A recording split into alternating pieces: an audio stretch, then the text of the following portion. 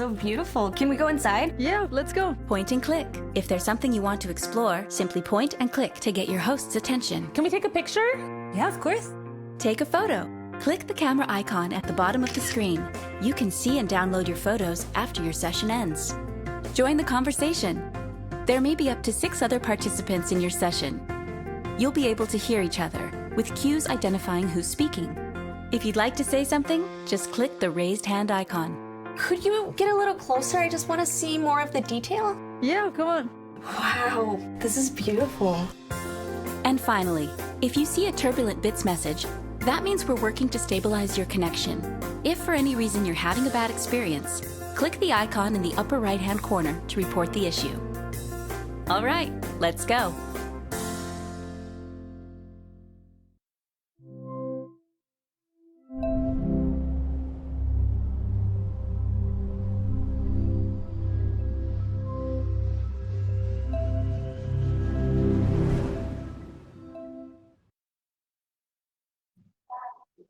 Hello. How are you? Great. So where are you?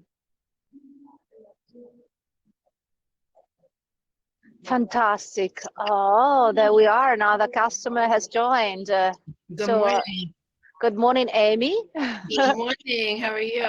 Good morning. I'm very fine, thank you. Good afternoon. Here is afternoon. No, So, that's right. Good afternoon. Right for you? Sorry? 3 o'clock, 3 p.m. Exactly. Exactly. That's So great. where are you, Amy? I'm in Philadelphia. Great. So we have St. Louis and Philadelphia. Fantastic. Yes. So welcome to both of you. So great. This is a group session, as you can see, but it's just two. Is it your first time on Amazon Explore for you, both of you? I actually, this is my second. I did Rome, the tour of the Vatican last week. Okay. And what about you, Ed?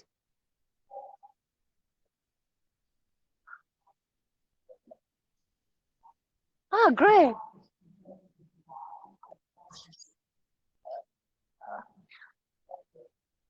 Oh, great to get some information. Fantastic. So it's the first time for you. So also a quick recap, let's say, of what you can do during the tour. So it's a group tour. So whenever you want to say something, you have to raise your hand. So I'm going to see who wants to talk. So, and obviously you can ask all the questions you want during the tour. You can take pictures also, and you just click on the camera. You should have a camera icon on the screen, and you can take all the pictures you want. At the end of the tour, you will be redirected to a website where you see all the pictures you have taken. During the tour, if you have questions, don't worry. Feel free to say whatever you like. Okay. Thank you. Okay, so I'm Valentina. So I am an official tour guide for Florence, and I was born here and I raised here, and I do this job since quite a long time, and it's about 12 years now. So in this moment, I am in an area called San Lorenzo, which once was the neighborhood of a very important family. So this is where we're going to start. Then we go through the religious center. We walk through the medieval alleys. We're going to go to Piazza della Signoria, which is the political center. And we'll finish the tour at the bridge, Ponte Vecchio, which is the most famous bridge in Florence. Okay, so great. Let's get started. Thank you. Fantastic. So, as I was saying, I am in the neighborhood that once was the neighborhood of the most important family of Florence. So, I have a question for you now. Have you ever heard about the Medici family? Oh, great. What about Amy? I have not. I have not. Okay, the Medici was a very important family that basically ruled Florence for 3 centuries. They were incredibly rich and incredibly powerful. The building that I'm showing you now is actually the very first palace that they built in the city. So we're going to go through the history of this family, even because there is no history of Florence without the Medici. The Medici, as I said, was a very powerful family. And it was a family of bankers. And that's why they were very rich and very powerful. So they came here in the beginning of the 1400s. They were originally from the countryside. And back to the time, Florence was the city of banks. There were many families of bankers, but the Medici Bank, in a very, very short time, became the Pope's bankers. So the family, they managed basically the Pope's money. But also there were the bankers of the King of France and many other royal families in Florence. That's why this great patrimony, let's say. Well, and this is the palace that they built in the 1430s. Well, now I have to cross the street. Okay, there we go. Oh, great. Well, and the neighborhood which is right behind is the neighborhood of San Lorenzo, which is actually the neighborhood where they lived. Now, excuse me, it's starting to rain and I have to take the umbrella. So hold on a second. I have to put the phone a little bit. Sorry. Okay. It's not raining hard, but I don't want to wet the phone and the garments, otherwise. Oh, there we go. Sorry, just one moment. I have it in the bag, in the backpack. Okay, there we go. Okay, got it. Got it. Okay, so we are going now just right behind the palace, where there is the neighborhood of San Lorenzo, and where there is also the church, the Medici church, that has the name of the neighborhood. Actually, it's the neighborhood that has the name of the church. This is how it works here in Florence. There is a church that actually gives the name to the entire neighborhood. And this case is San Lorenzo, St. Lawrence. Well, now there we go. We're going to see the Medici church. And this is where the Medici are all buried, all of them. Oh. There we are. So I guess you've never been in Florence before, or you did. You'll come, Ed is coming in October. And what about you, Amy? Have you ever been here? I have not, but we are planning on June possibly. So that's why I'm here today. And There you go. Last week. So trying to get a good sense of it before, so we can finally book our trip. Great. I hope you will. So here, this was the Medici church, the Church of San Lorenzo, and this is where actually the family is all buried. All the members are buried here. You see that the church has a little dome. That one is the Medici chapel. This is where all of them are buried. Well, so they had a church, they had really a great power, but we have to say something about the political situation here in Italy compared to the other European countries. Well, the other European countries were kingdoms. They all had the king. Italy didn't. Italy was divided in city-states. Florence was a city-state. So the city had its own government. And basically, this was a city of bourgeois, of very rich people that were part of the government. So, and the Medici were actually into the government of Florence. So the power was a power of money, but also a political power, being into the government and being so rich and so important. Obviously, they had a good influence into the government. Basically, they did what they wanted. This is what it happens. But if you have a look at this church, I'm talking about the richest family in Europe and back to the time in the world, you may notice that the church is pretty simple, right? Yes. Well, it was supposed to have, in fact, a very beautiful facade. So it was supposed to be all decorated in the front with very beautiful marbles, statues, and it's not. Well, by the way, the church was supposed to have a beautiful facade, and the Medici always wanted to have the best artists to work with them for them. And in fact, in the 1500, they hire the best artists of the time. And who could this artist be, in your opinion? A very famous one. Starts with M. Try to guess. Michelangelo. Exactly. Michelangelo was hired to make the facade, and in fact Michelangelo worked very hard, and he made a model. He spent 4 years to work at this project. So he went to the quarries, he chose the marble were brought here to Florence, so everything was ready to start. We still have all the sketches housed now in a museum. We still have the model that he made in wood for the facade. But something happened. 2 members of the family die, and so they don't want Michelangelo to continue with the facade, but they want him to work at the tombs for for those 2 members, Giuliano and Lorenzo. Anyway, so he had to start with something else. The facade was never finished.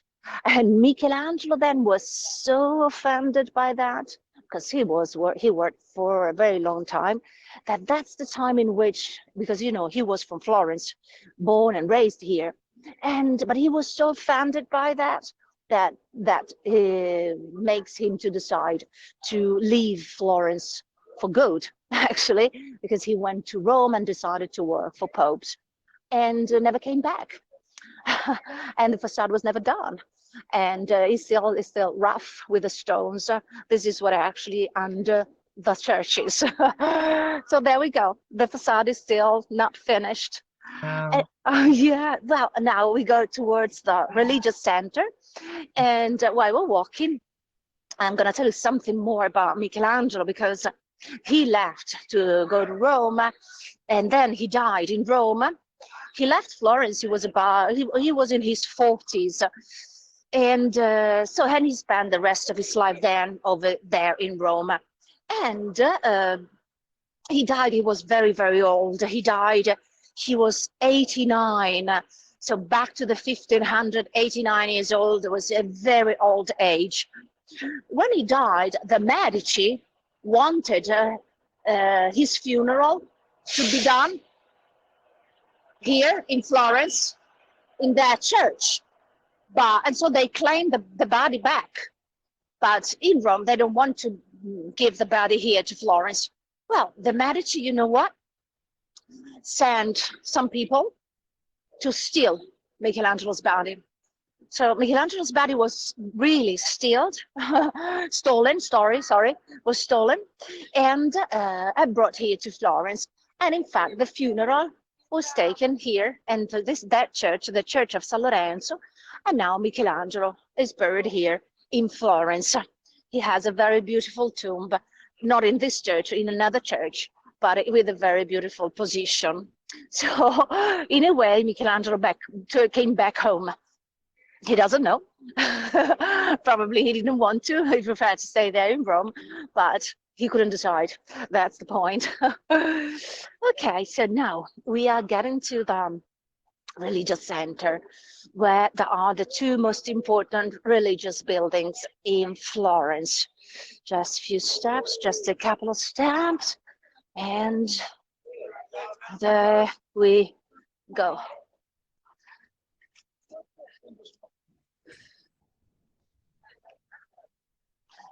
Here you see 2 buildings. So here we see the baptistry. This is the baptistry. And in front of the baptistry, there is the cathedral. It doesn't even look real. Like it's so. But it is. I know. It just looks like It's so beautiful. Looks like a It's backdrop. beautiful and immense. So Yeah. look at the people. I'm going to show you now how big is the people and how big is the church. So just to have an idea on how big the church is, it's massive. You see how the people look like Yeah. ants, little ants, right next to Yeah. those monuments. Oh my So God. the baptistry is this uh, smaller building in front of the cathedral. And do you know what is a baptistry for? No. Exactly, very easy. Yes, exactly. This is the building that's it's only used for baptism, which sounds pretty strange for the non-Italians because it's an Italian tradition that goes back to the Middle Ages. Usually, baptistries are in fact really, really old. Florence is not the only city with a baptistry. There are many other cities with one. Anyway, so yes, people needed to be baptized first. Yes, Ed, you want to ask? Yeah, yes. Indoors, yes, it's still mandatory. Outdoors is not. If you see people wearing masks, it's because they feel safer. It's just their own choice outside. Yes. Sometimes I still do it if it's crowded outside. It's like I'm gonna wear the mask. I always have one in my pocket. But anyway, I understand. And in fact, if I forget, every time I have to stop in a pharmacy and buy one because if I want to get into a shop, yeah, I understand. Great. So, yeah, you're welcome. Well, and so the baptistry, so people back to the Middle Ages needed to be baptized because it was not allowed to go inside the church if you weren't baptized. So you were baptized first, and then you could walk inside. This is the reason of the baptistry out of the church. But I would like to show you the baptistry inside because it's very simple from the outside. But inside, the baptistry is incredibly beautiful because it is all covered by mosaics. Mosaics in gold. So that is all pure gold that you see over there. Okay.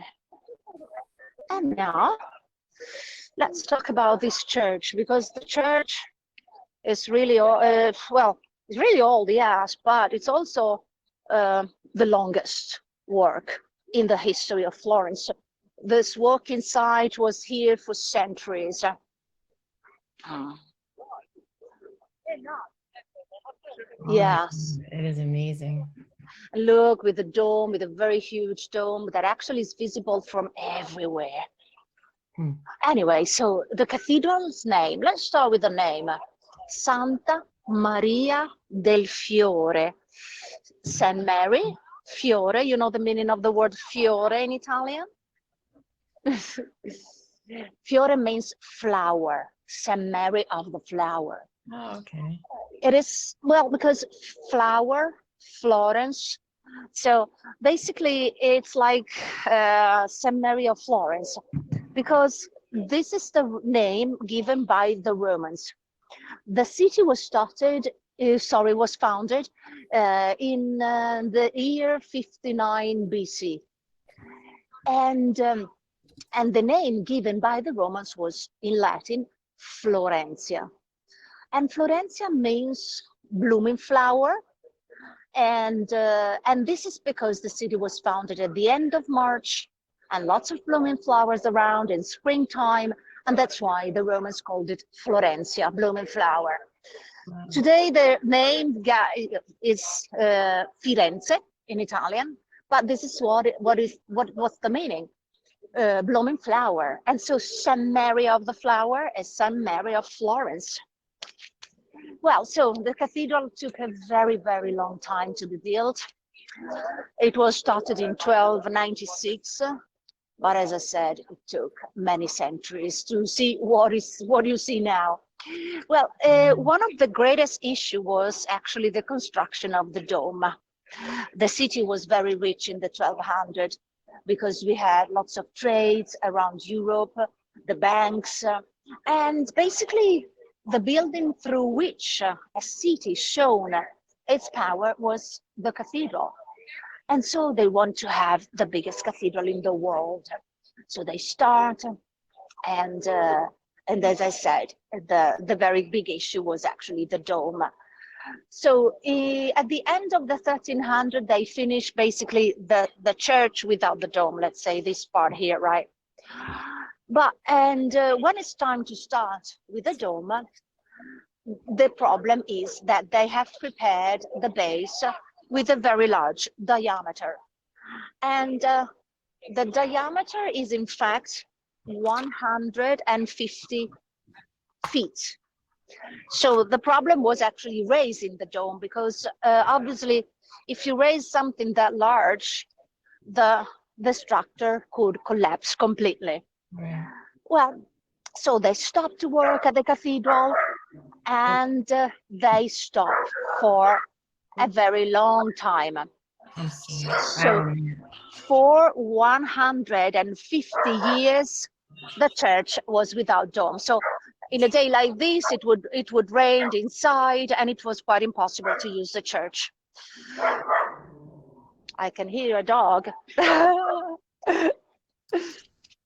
Anyway, so it's during the 1400 that a man who still today is considered the genius of the Renaissance. Now I'm going to the other side so you can see the church from the other side.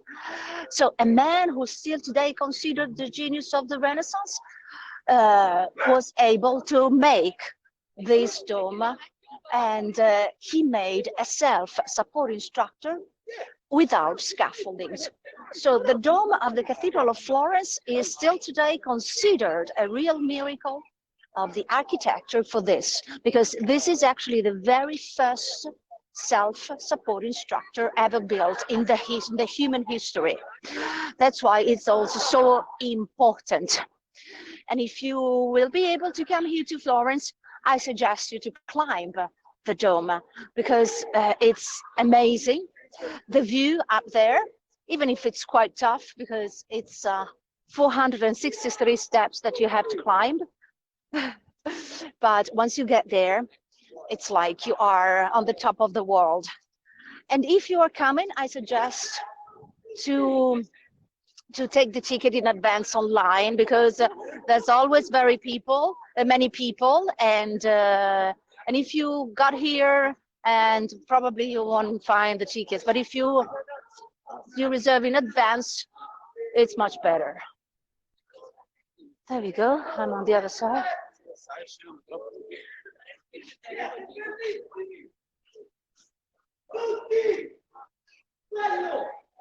And there we go. Here we are on the other side. Somebody screaming? Okay. And here the bell tower. The cathedral is all covered with 3 different kinds of marbles, 3 different colors. And that's the natural color of the stone: white, green, and pink. So the materials are local materials, because the white marble comes from a place called Carrara. It's the white marble of Carrara. The green comes from another place very close to Florence, about 10 kilometers far away from here. And the pink comes from southern Tuscany. So basically all materials easy to find and easy to transport, because they were quite close enough. Carrara is not far away from Florence. So green, white, and pink. And you see, even all the decorations are decorations of flowers that remind the name of the church. Any questions so far? Hello?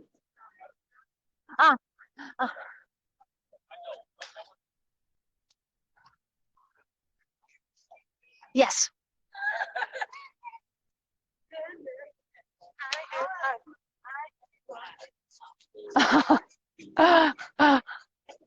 No, it's not that aggressive. So you're gonna hire a car?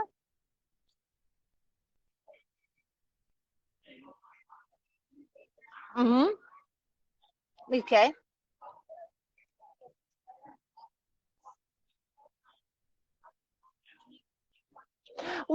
Okay. So in the city, it can be a little confusing. There is traffic, but it's not that bad. Obviously, then if you don't know the streets, so you go slowly, people will gonna, hey, move on, because obviously it goes, okay. But then once you get out of the city and you enter the country roads, because then when you're gonna go to the Chianti, it's all country roads.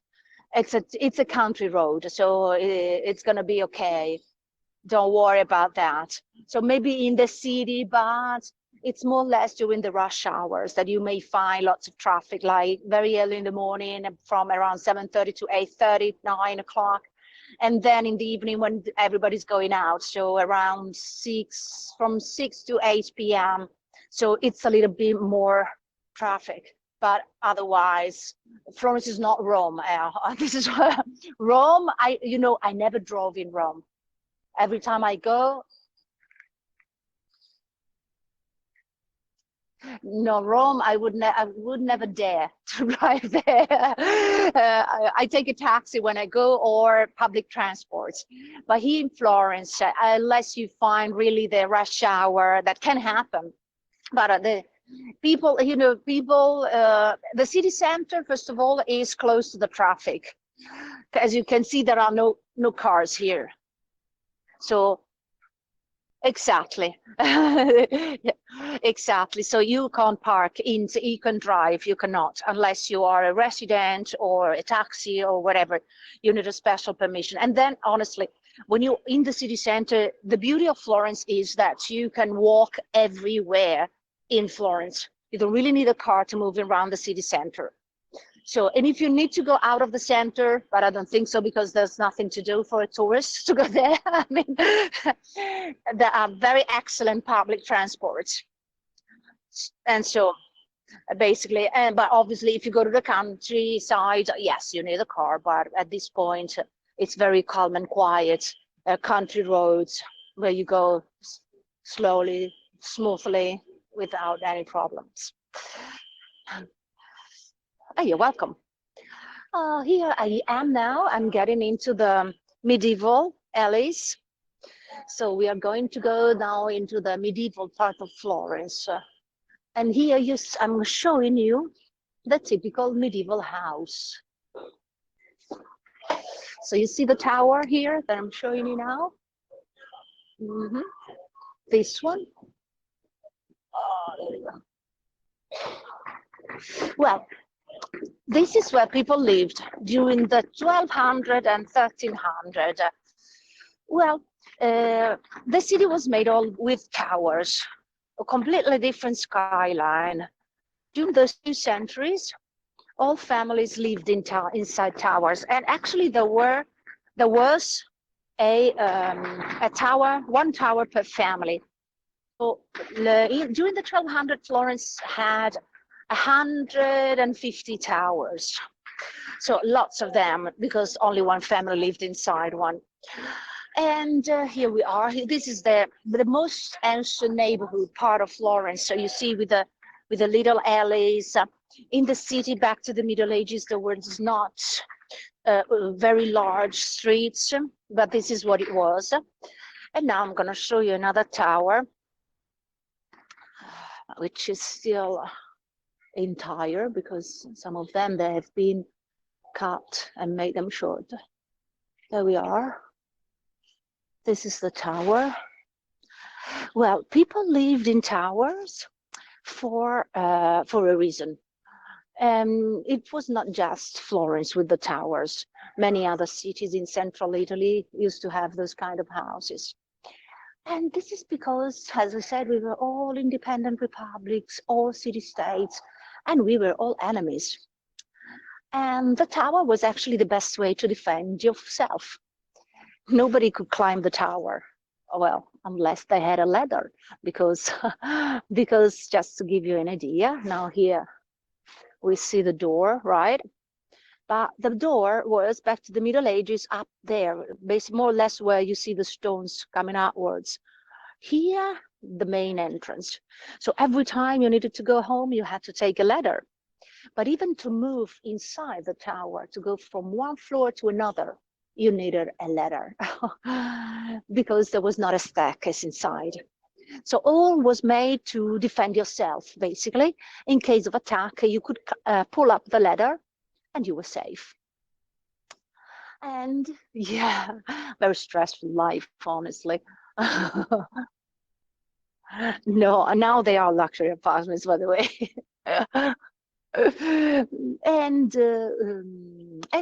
But for example, the kitchen was up here.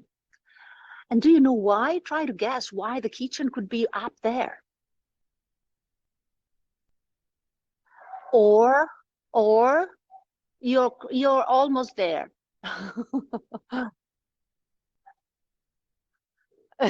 All Emmy, do you have an idea of what could be why the kitchen would be always at the very top floor? Emmy, are you there? Yeah.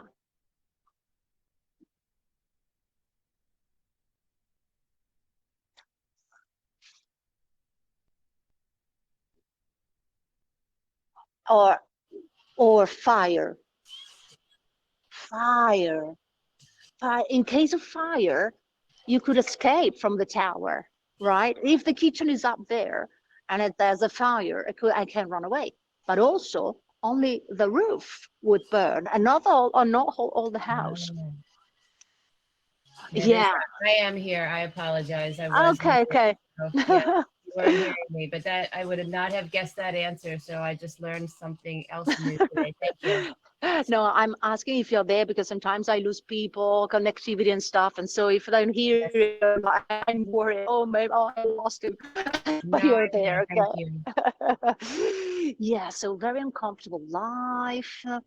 And that's why at a certain point, house changes whenever the situation becomes more peaceful. And this is what happens. For example, here you see this is a piece of the tower, right? But then at a certain point, they want to enlarge the house. They have added a part here, and then they have built on the top. They made it something different. This is what you see here in this area. Pieces of towers. Then the towers were attached one to the other. Sometimes we see something like that. We're still there. And they are all very, very old. They are the oldest constructions of the city. And in the same square, because I'm in a very little medieval square, in the same square, there is another tower, which is this one. But you see, this tower is different because it's round. It's not squared like the others. Well, this tower, in fact, was not a house. This tower was a prison for women. Back to the Middle Ages, of course. Now the tower was turned into a 4-star hotel. Look at that. What a difference, eh? Okay, oh, group of people. Now we continue. You mean this online on Amazon? Well, every time I have somebody there reserve a book that buy the tour, so it can be sometimes 3 times a week. Sometimes I do 4 in one day. Sometimes nothing. So it all depends. It's never the same. For example, this week, this is the only one that basically concentrate during the weekend when people obviously has more time.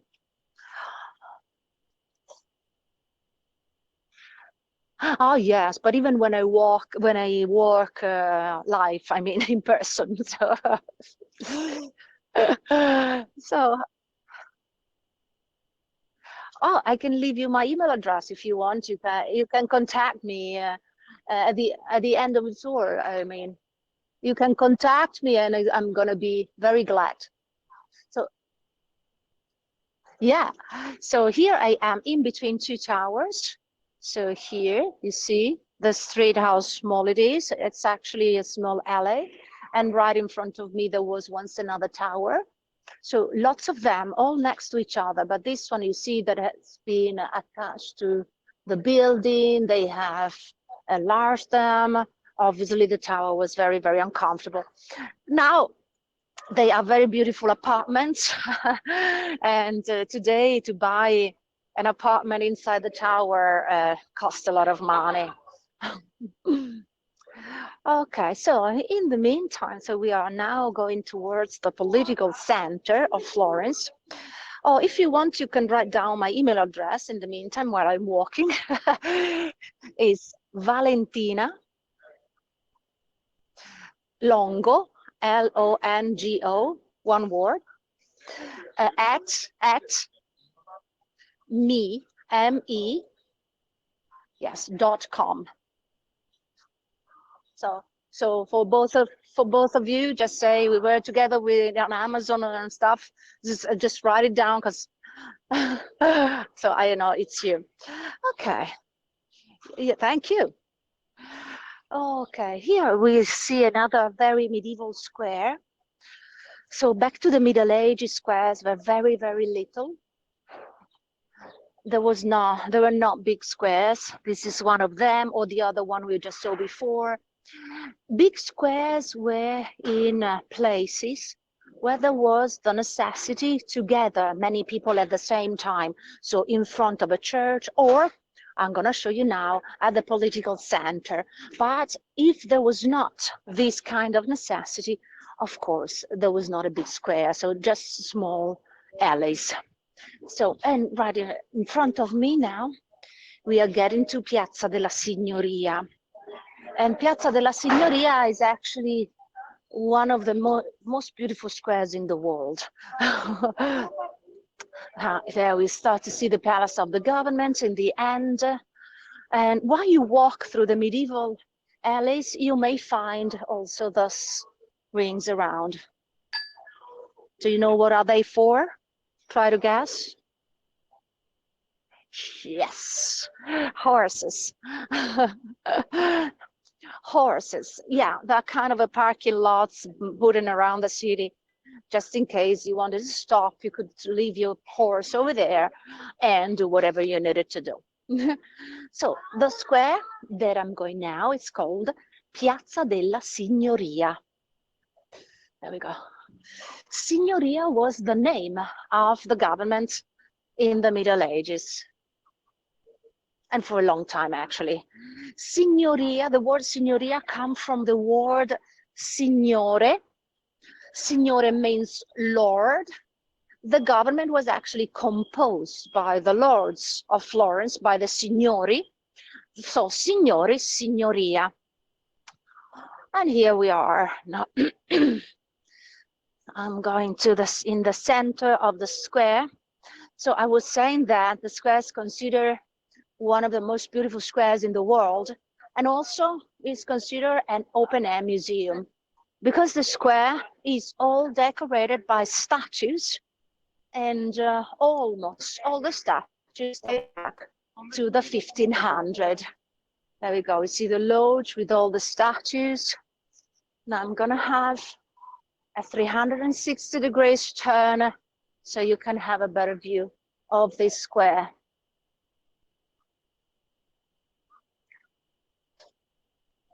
Okay.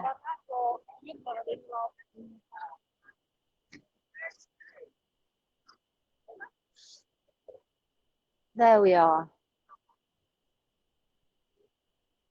It's very beautiful, yes. And this is the Palace of the Government. Actually, this is still the Palace of the Government. Basically, this palace never changed its purpose in the centuries.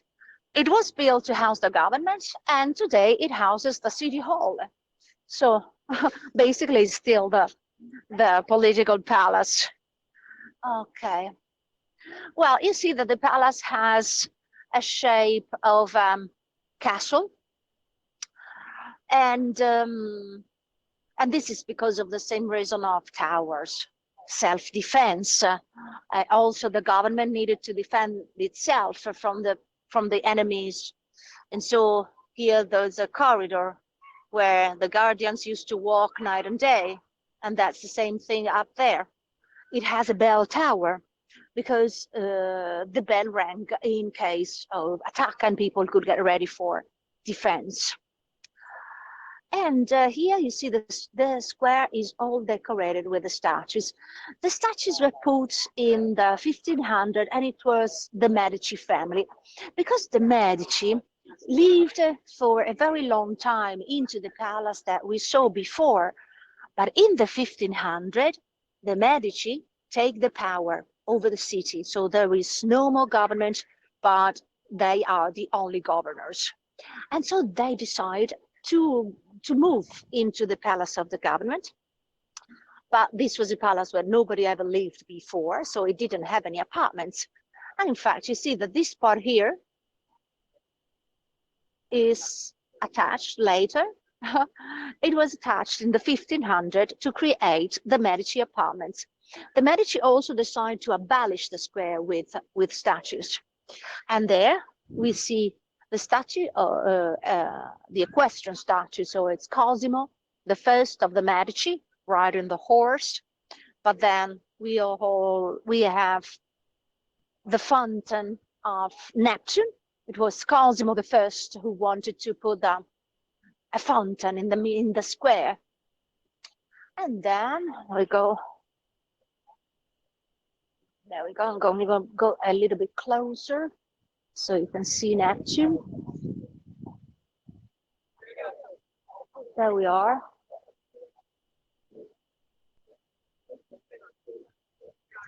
And then we're going to go through the other statues.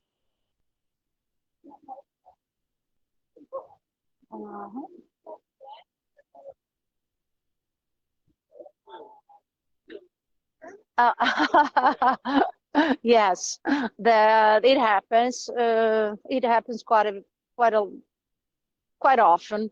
It depends on the periods, the political situation, on what happens. So sometimes there's no strikes. Sometimes it happens. So it's quite a bit that we are not having any strikes at the moment. So it's all a surprise. And so there we are. We also have a very famous statue. Do you know who's this guy? Have you ever seen this statue before? Very famous. No, okay, not a problem. Well, this is David, the famous David by Michelangelo. Yeah. No, it's in Florence. David is Florentine. Never say that to a Florentine, huh? I'm going to forget what you just said, okay? Let's pretend you didn't say anything. No, David was made here in Florence by Michelangelo. And it was put here, just right in front of the Palace of the Government, because as soon as David was finished in 1504, everybody was so amazed by the beauty of the statue that they decided to put it in front of the Palace of the Government to be seen by everybody. David, by the way, today there is a copy. This is a copy of the original David. The original David is inside a museum now, but it was here for a long time. It was here from 1504 until 1873. Well, at that time, they thought maybe it's better to put it into a museum. It's a long time that David has been outside.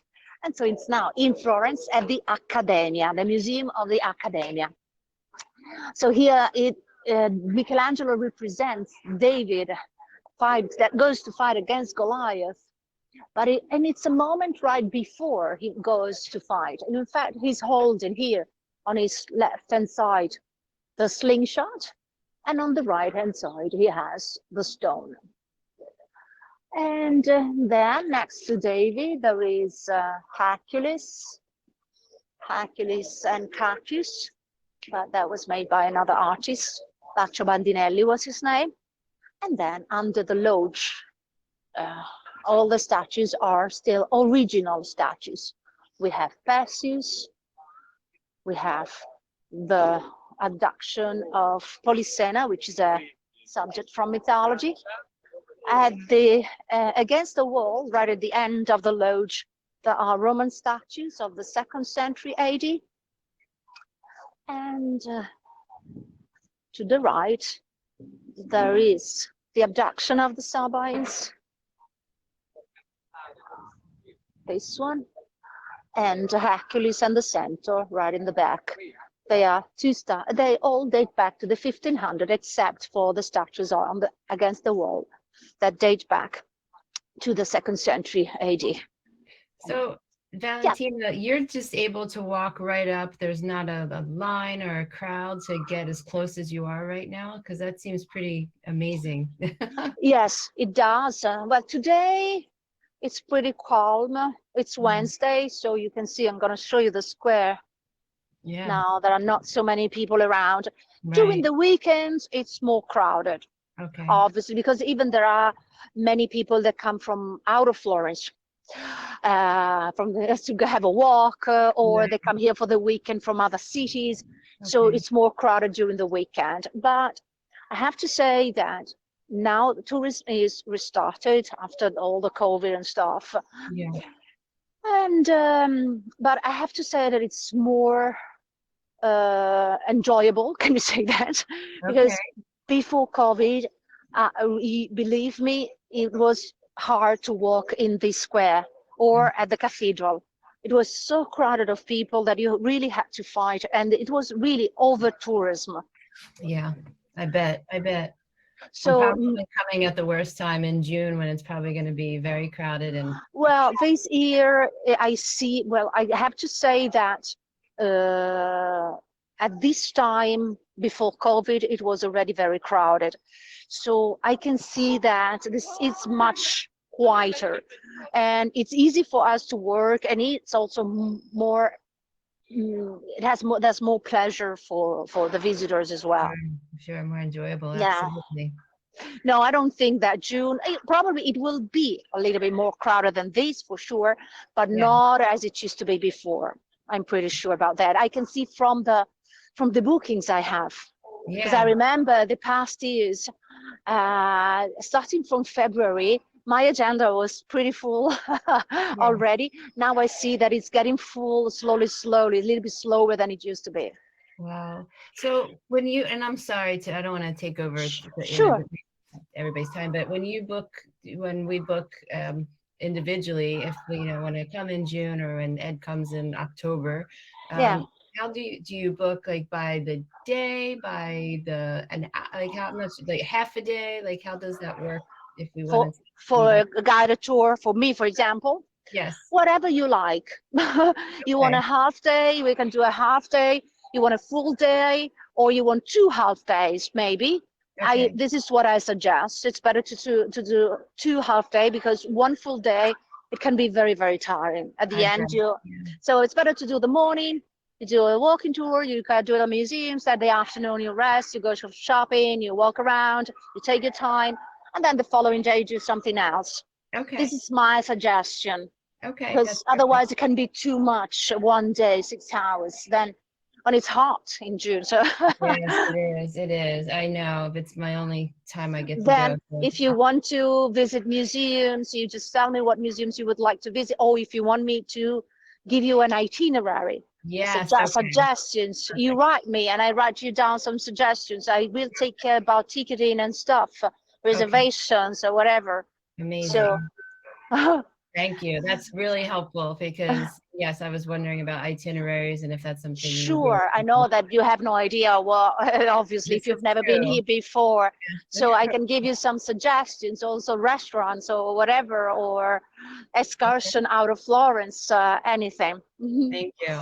You're welcome. It's my job, so I do it with pleasure. In this moment, I am at the Uffizi courtyard. This building here, now you see lots of scaffoldings. They are restoring the museum, but actually this is the Uffizi Museum, which is one of the most important museums in the world. The Uffizi houses the biggest collection in the world of Renaissance paintings. Well, this building was built in the mid-1500s, and it was again the Medici that wanted to have this building. And they wanted to have it because they want to have the offices of the government right next to the government.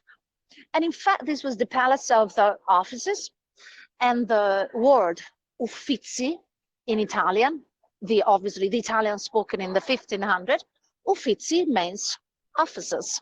So basically the building, the museum never changed its name, and it's still called the offices, but it's now a museum. And we are very, very close to the river. Do you know the name of the river? Arno. Arno. Yeah, no. A I R. couldn't say it as nice as you do. So no. Exactly. Arno. Easy name. It's an easy name. This view is unbelievable. It is spectacular. I can't imagine being there in person. Just all of Florence is beautiful. Now, today it rained, now it stopped, but usually here you see they are all under the porches. But Yeah. here there are always the artists, paintings. You see, this is the place. Yep. Yes. So, Amazing. yeah. No. Everything is open from 10 a.m. until 7:30, 8 o'clock p.m.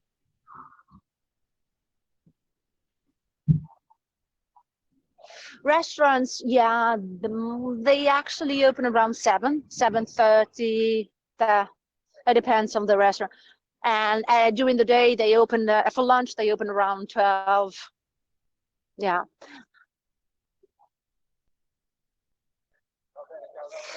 When we go out, yes, when we go to the restaurant, we go a little.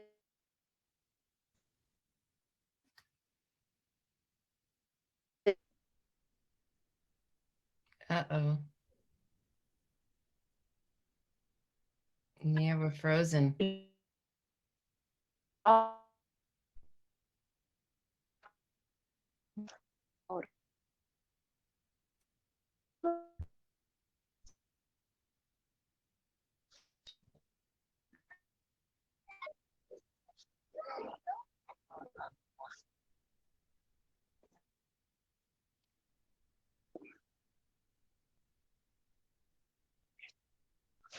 That's pretty good. Okay. I walked away from where I was.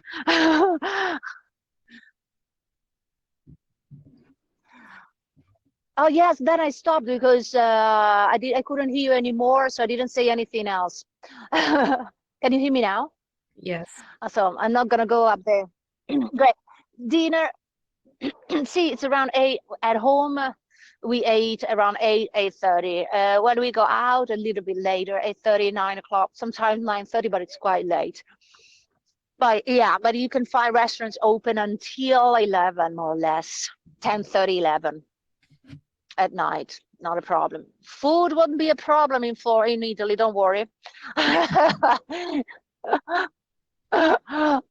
Okay, so this is the bridge, Ponte Vecchio. Ponte Vecchio means old bridge. And in fact, it's the oldest bridge of Florence. It's a medieval bridge. It was made in 1343. And you see, it's very particular. You see all the little houses on the top. Can you hear me? Yes. Yep. Okay. All the little houses. Well, they're not houses. They are shops. Very particular shops, because on the bridge, only gold is sold. So the jewels, yeah, it's known to be the bridge of goldsmiths. Wow. When it was built, by the way, it was not the bridge of goldsmiths. It was the bridge of butchers. Oh. Yeah, because it was very easy to throw all the waste down to the river. Oh. That's why the butchers. Okay. Well, the goldsmiths are there since 1593, and they're there for a reason. So the Medici lived for a while inside the palace of the government, but at a certain point, they decide to move to another palace, this one, which is on the other side of the bridge, on the other side of the river. Okay. They decide to move there, but the Duke needed to come this side of the city every single day. Now he was pretty afraid to go outside. He was afraid to be assassinated, basically. That's the reason why he decided to have his own private corridor to move from one part to another of the city. Now you see here, there's a line of windows right on the top of the bridge. Yes. Here there are two windows, and there are the arches. Okay, so I'm gonna show you the map to see much better what I'm talking about. So here you see the palace of the government on the left, and you see a red line that goes on the top of the bridge, and it reaches the other palace. Okay.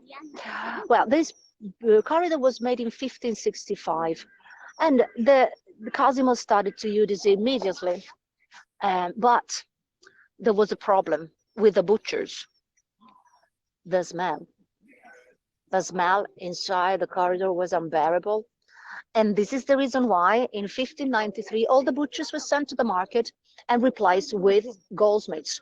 So this is still today the bridge of goldsmiths. And this is still one of the most important crafts of Florence. We still have the best goldsmiths. They all have the workshops around the bridge. This is still the area. I'm not going to go on the bridge because I'm afraid to lose you, because as I move from here, I lose the connectivity. But I'm going to show you all around the view.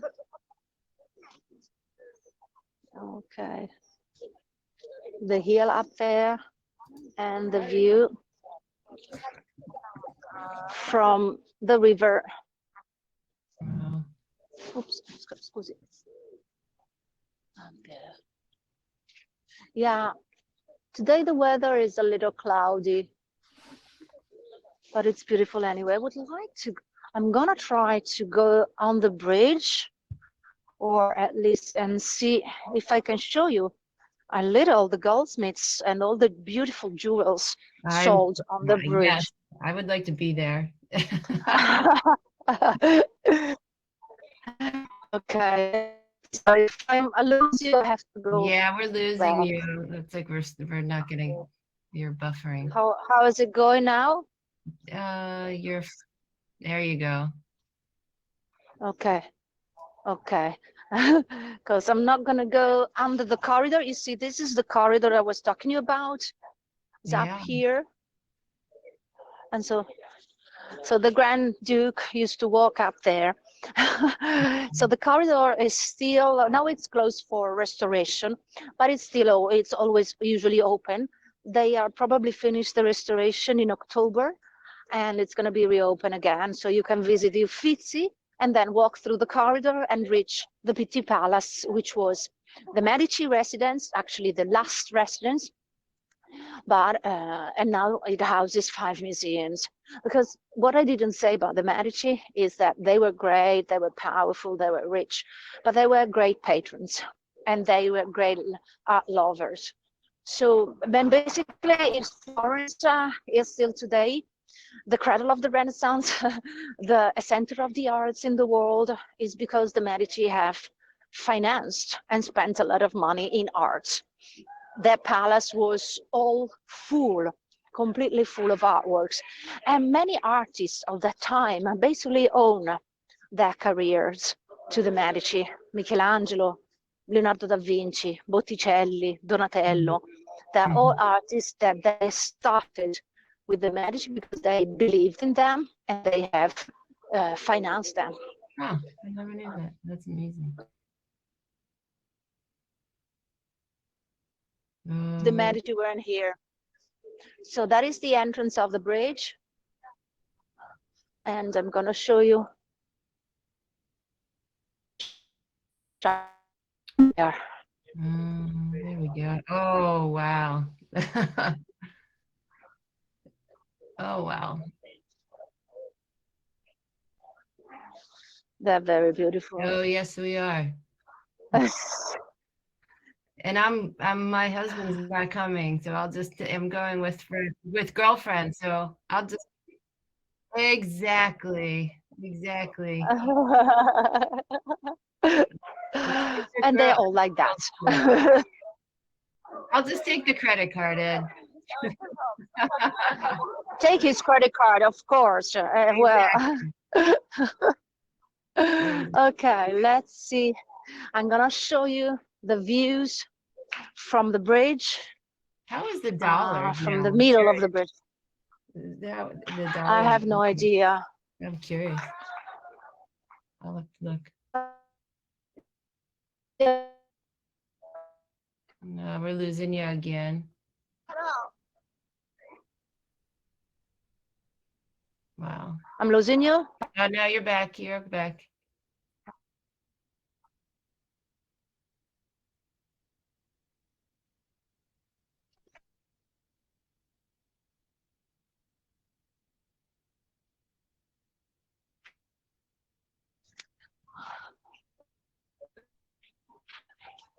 There you go. Are you there? Okay. Yes. Yes, I had to move away from. I had to move away from there because I was losing you, and it depends on the days. It depends on the days. Okay, I'm gonna show you the other view from the other side, and then it's time to say goodbye. It's 4 o'clock. Thank you, Valentina. Thank you so much. I'm gonna show you, if you have a few seconds more, the view of the bridge from the other side. So we see over there the other bridge of Florence. I love the And colors. the bridge. Yes. Yeah. Oh, Okay, and here we are. the Great. colors. I love them. They're beautiful. Oh, there Ciao. you go. Thank you. Thank you. Send me an email, both of you. If you come to Florence, it will. I'm going to be very glad to help you with everything. Will Okay? do. Will do. I wait for your emails then. Mm. Ciao, ciao, Amy, ciao, Ed. Ciao.